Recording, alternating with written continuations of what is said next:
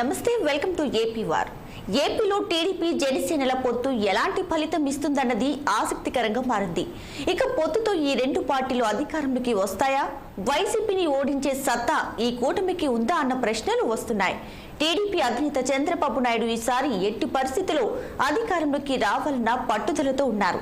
అందుకే జనసేనతో జట్టు కట్టారు. వైసీపీ వ్యతిరేక ఓటు ఏ మాత్రం చీలొద్దన్నదే ఈ పొత్తు ఉద్దేశం. పలు సందర్భాలలో చంద్రబాబు, పవన్ ఇదే మాట పదే పదే చెబుతూ వచ్చారు. అయితే పొత్తు పెట్టుకున్నంత మాత్రాన వైసీపీ వ్యతిరేక ఓటు ఒకే పార్టీకి పడుతుందా అన్న ప్రశ్న కూడా వస్తుంది.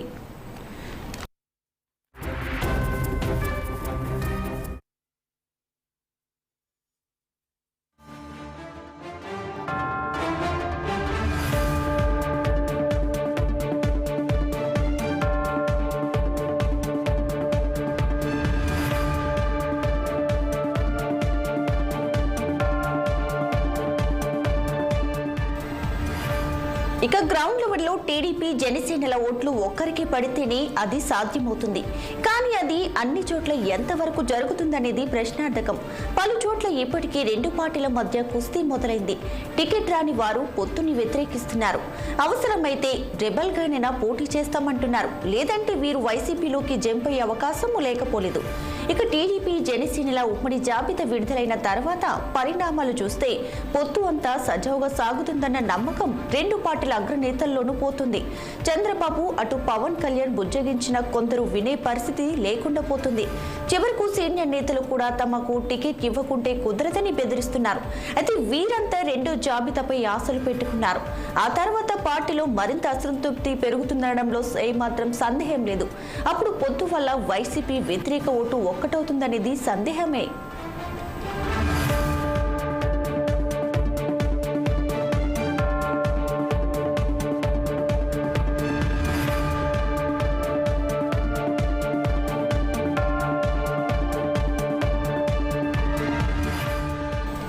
నాయకులు ఏకమైనంత సులువుగా కింది స్థాయి కార్యకర్తలు ఒక్కటి కావడం జరగదు. ఇక కూటమిలో అసంతృప్తులను వైసీపీ తనకు అనుకూలంగా మలుచుకుంటుందనడంలో ఏమాత్రం సందేహం లేదు. వీరిని తమ వైపు తిప్పుకోవడం ద్వారా ప్రత్యర్థి ఓటు బ్యాంకును దెబ్బతీస్తుంది. అంతేకాదు, గత ఎన్నికలలో టీడీపీ జనసేనలకు వచ్చిన ఓట్లను కలిపినా కూడా తమకొచ్చిన ఓట్ల కన్నా ఎక్కువ లేవని వైసీపీ ధీమాగా ఉంది. గత ఎన్నికలలో వైసీపీకి 50.6% ఓట్లు రాగా టీడీపీకి 39.7, జనసేనకు 5.6% ఓట్లే వచ్చాయి. రెండు పార్టీలను కలిపినా 50% లోపే ఉన్నాయి. అందుకే టీడీపీ జనసేన కూటమితో తమకు నష్టం జరగదని వైసీపీ భావిస్తుంది. అయితే గతంలో ప్రభుత్వ వ్యతిరేక ఓటు వల్ల ఎలా అయితే వైసీపీ అధికారంలోకి వచ్చిందో ఈసారి తాము అలాగే వస్తామంటూ టీడీపీ ఆశాభావంతో ఉంది. అయితే ఈసారి ప్రభుత్వ వ్యతిరేక ఓటు ఇంకా ఎక్కువగా ఉంటుందన్నది టీడీపీ అంచనా.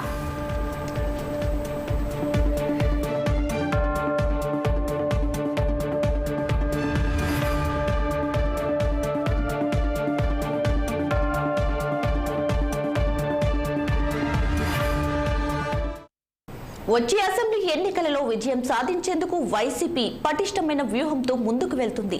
175 సీట్లలో విజయం సాధించడమే లక్ష్యంగా పార్టీ శ్రేణులను సిద్ధం చేస్తుంది. అయితే ఈ విషయంలో సీఎం జగన్ ఇప్పటికే దిశానిర్దేశం చేశారు. ప్రభుత్వ పథకాలను ఏ విధంగా జనంలోకి తీసుకెళ్లడంపై ప్రధానంగా దృష్టి సారించారు. వచ్చే 40 రోజులలో ఏం చేయాలన్న దానిపై రోడ్ మ్యాప్ రూపొందించారు.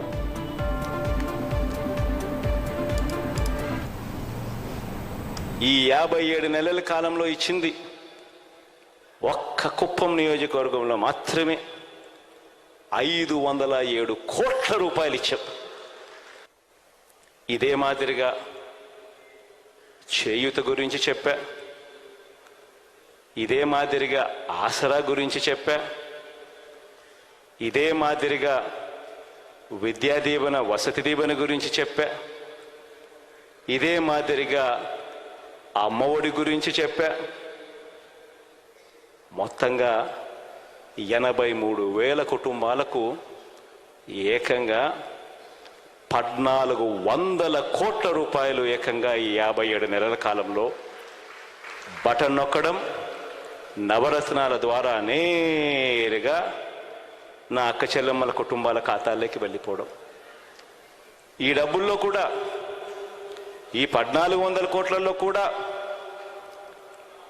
ఆ పేదలకు ఇచ్చిన ఇళ్ల పట్టాల గురించి ప్రస్తావన లేదు. ఎందుకంటే అది కూడా కలుపుకుంటే 1400 కోట్ల కంటే ఇంకా చాలా ఎక్కువ.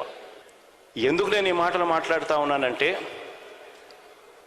ఏ నాయకుడైనా కూడా ఒక అటువైపున 83,000 కుటుంబాలకు ఈ స్కీమ్లో ఇన్ని వేల కోట్లు, ఈ స్కీమ్లో ఇన్ని వేల కుటుంబాలకు ఇన్ని వందల కోట్లు, ఈ స్కీమ్లో ఇన్ని వేల కుటుంబాలకు ఇన్ని వందల కోట్లు, ఈ స్కీమ్లో ఇన్ని వేల కుటుంబాలకు ఇన్ని వందల కోట్లు ఇచ్చామని చెప్పి చెబుతా ఉన్నప్పుడు అటువైపున ప్రత్యర్థికి గుండెల్లో రైళ్లు పరిగెత్తడం ఖచ్చితంగా మానవ్. ఇది వాస్తవం.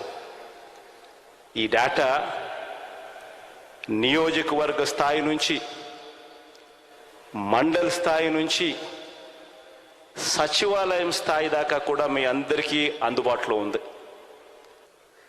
ఎప్పుడు జరగని విధంగా జరిగిన గొప్ప కార్యక్రమం కేవలం ఈ 57 నెలల కాలంలో జరిగింది. ఎప్పుడు చూడని విధంగా పరిపాలనలో సంస్కరణలు తీసుకొచ్చాం, మార్పులు వచ్చాయి. అసలు గతంలో ఎప్పుడు ఊహకు కూడా అందల. నిజంగా ఇది సాధ్యమేనా? ఎవడైనా ఎన్నికలకు ముందు ఎవరైనా మనల్ని వచ్చి, మీలో ఎవరినైనా వచ్చి ఇన్ని వందల కోట్ల రూపాయలు. వైఎస్ఆర్సీపీ కీలక సమావేశం అయితే ఈరోజు మంగళగిరిలో జరిగిందని కూడా చెప్పుకోవచ్చు. ఈ సమావేశంలో జగన్మోహన్ రెడ్డి ముఖ్య అతిథిగా పాల్గొని మరి వైఎస్ఆర్సీపీ క్యాడర్కి దిశానిర్దేశం చేశారు. ఈ వచ్చే ఎన్నికల్లో ఏ విధంగా వ్యవహరించాలి, ఏ విధంగా మరి ప్రత్యర్థుల వ్యూహాలను ఏ విధంగా తిప్పికొట్టాలనే అంశం మీద సుదీర్ఘంగా ఆయన గంటకు పైగా ప్రసంగించారని కూడా చెప్పుకోవచ్చు. ఈ ప్రసంగంలో ముఖ్యంగా చూసుకుంటే మన ప్రభుత్వం మరి స్వతంత్రం వచ్చిన తర్వాత ఏ ప్రభుత్వం కూడా చేయనటువంటి సంక్షేమ పాలన, సంక్షేమం ప్రజలకు ఇచ్చిందని, ఈ సంక్షేమాన్ని మరి ప్రజల వద్దకు తీసుకెళ్లాల్సిన బాధ్యత మీ అందరి మీద ఉందని కూడా ఆయన మరి చెప్తున్న ఈ సందర్భంగా మరి కేడర్కి చెప్పినట్లు కూడా తెలుస్తుంది. అంతేకాకుండా 175 నియోజకవర్గాలకు సంబంధించినటువంటి మరి సిట్టింగ్ ఎమ్మెల్యేలతో పాటు మరి ఎమ్మెల్సీలు, దాంతోపాటు ఈ వచ్చే ఎన్నికల్లో మరి వైఎస్ఆర్సీపీ తరఫున పోటీ చేయబోయేటువంటి సమన్వయకర్తలు ముఖ్యంగా చూసుకుంటే అందరూ దాదాపుగా మరి జిల్లా కేడరు, మండల కేడర్కి సంబంధించినటువంటి మరి వైఎస్ఆర్సీపీ నాయకులైతే ఈరోజు పెద్ద సంఖ్యలో 175 నియోజకవర్గాల నుంచి చేరుకున్నారని కూడా చెప్పుకోవచ్చు. దాదాపు సుమారుగా 2,700 మంది వస్తారనుకున్నప్పటికీ ఈ సంఖ్య దాదాపు 5,000కు మించిపోయిందని కూడా చెప్పుకోవచ్చు. ప్రతి సభలో కానీ ప్రతి మీటింగ్లో కానీ మరి వైఎస్ జగన్మోహన్ రెడ్డి ఒక పదం అయితే వాడుతూ ఉంటారు. ఖచ్చితంగా మీకు మేలు జరిగితేనే నాకు మద్దతు ఇవ్వండి అంటూ చెప్తున్న పరిస్థితుల్లో ఇక ఎన్నికల రణరంగం క్షేత్రంలోకి దిగిన తర్వాత ఇప్పుడైతే ఒకే ఒక మాట చెప్పారు, మీకు మీ ఇంటికి మీకు మంచి జరిగితేనే జగన్మోహన్ రెడ్డికి ఓటు వేయండి, ఓటు అడగండి మరి కేడర్కి వైఎస్ఆర్సీపీ కేడర్కి అయితే దిశానిర్దేశం చేసినట్లు కూడా చెప్తున్నారు. అంతేకాకుండా పేదవాడి ఈ ప్రభుత్వం మరి పేదవాళ్ళకి పెత్తందారులకి జరుగుతున్నటువంటి ఈ యుద్ధంలో ఖచ్చితంగా మన వైఎస్ఆర్సీపీ గెలవాల్సిన అవసరం కూడా ఉంది. మరి ఏదైతే మన ప్రచారం మన పార్టీ మీద కానీ మన ప్రభుత్వం మీద కానీ చేస్తున్నటువంటి ప్రచారాన్ని మీరంతా తిప్పుకొట్టాలి. ప్రతిపక్షాలు చేసినటువంటి వ్యూహాలను మీరు తిప్పుకొట్టవలసిన అవసరం, బాధ్యత మీదే ఉంది. ఎందుకంటే ఈ 4.5 సంవత్సరాలలో మరి నేను చేయవలసిన పని అయితే మరి పూర్తిగా చేశాను. నా వంతు అయితే అయిపోయింది. ఎందుకంటే ప్రజలకు ఏం మేలు చేయాలో, ఎంత మేలు చేయాలో అనేది ఖచ్చితంగా నేను నా వంతు ప్రకారం నేను చేశాను. ఇక మిగిలింది ప్రజలు మరి పార్టీల పరంగా లేకపోతే పార్టీ నాయకుల పరంగా అయితే ఇక మీ మీదే ఉంది. ఈ 40 రోజులు కూడా మీరు కష్టపడి మరి క్షేత్రస్థాయిలో పనిచేస్తేనే మళ్ళీ మన ప్రభుత్వం వస్తుందని కూడా సీఎం జగన్మోహన్ రెడ్డి ఖచ్చితంగా దిశానిర్దేశం చేసినట్లుగా తెలుస్తుంది. ముఖ్యంగా చూసుకుంటే ఈరోజు జరిగినటువంటి ఈ సభ, ఏదైతే వైఎస్ఆర్సీపీ సభ కీలకమైన సభగా భావిస్తున్నారు. నేను సిద్ధం, మా బూతు సిద్ధం అంటూ ఒక పేరు నినాదంతో ఈ సభ నిర్వహించారు. మరి ముఖ్యంగా చూసుకుంటే వైఎస్ఆర్సీపీ కీలకమైన సమావేశం సక్సెస్ అయిందని కూడా చెప్పుకోవచ్చు. ఇది మరి వైఎస్ఆర్సీపీ కీలక సమావేశం పరిస్థితి, తాజా పరిస్థితిని కూడా చెప్పుకోవచ్చు. కెమెరామెన్ బాలకృష్ణతో కోటేశ్వరరావు, 6 టీవీ కోసం తాడేపల్లి నుంచి. ఇక అటు అంబేద్కర్ కోనసీమ జిల్లా అంబాజీపేటలో జరిగిన టీడీపీ జనసేన సమన్వయ కమిటీ సమావేశంలో రసభాస చోటు చేసుకుంది. మహాసేన రాజేష్ కి టీడీపీ టికెట్ కేటాయించడంపై జన సైనికులు ఆగ్రహించారు. రాజేష్ గో బ్యాక్ అంటూ హరీష్ మాథుర్ని ముట్టడించారు. అంతేకాకుండా హరీష్ మాథుర్ కారును ధ్వంసం చేశారు. దీంతో కాసేపు అక్కడ ఉద్రిక్త వాతావరణం నెలకొంది.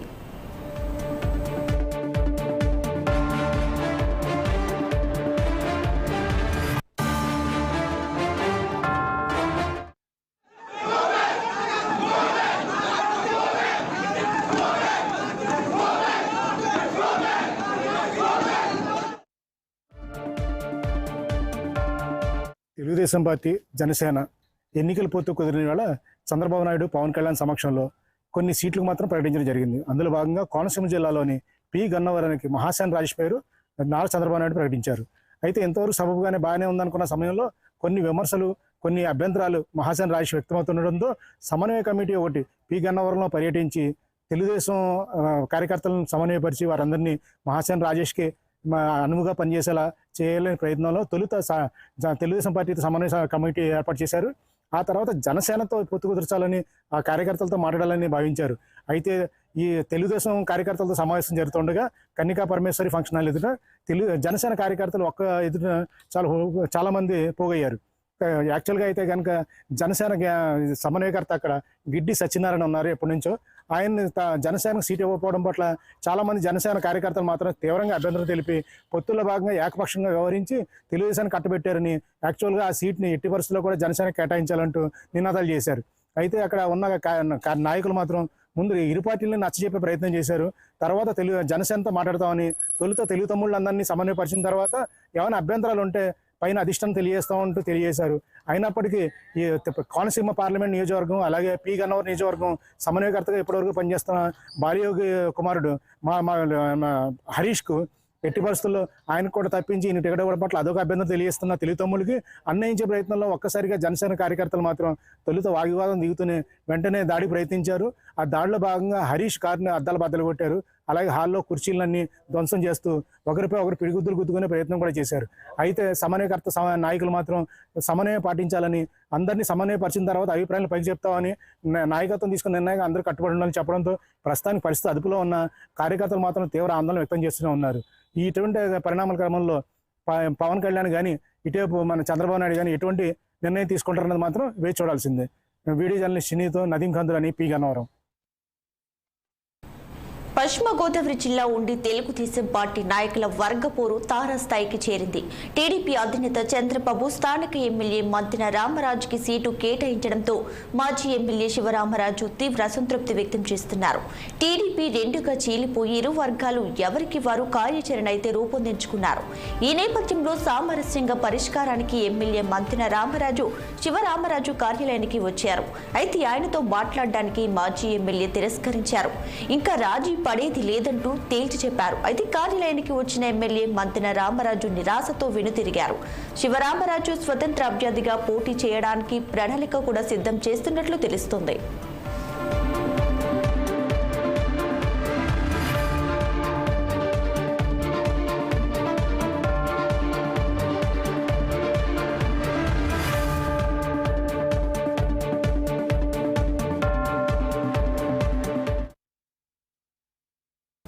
విశాఖ పాయకరావుపేటలో సిద్ధం సభలో మంత్రి అమర్నాథ్ హాట్ కామెంట్స్ చేశారు.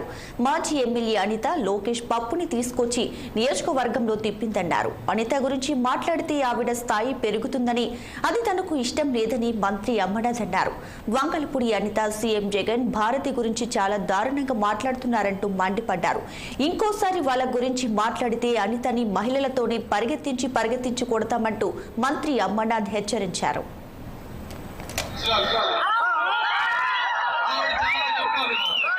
మొన్న ఆ పప్పు కూడా తీసుకొని వచ్చారు.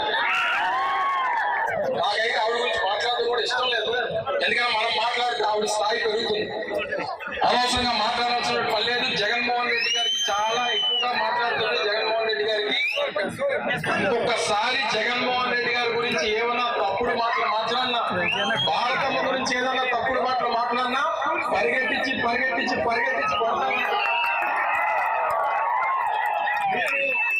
మీరు మీ నాయకుల పుస్తకాల్లో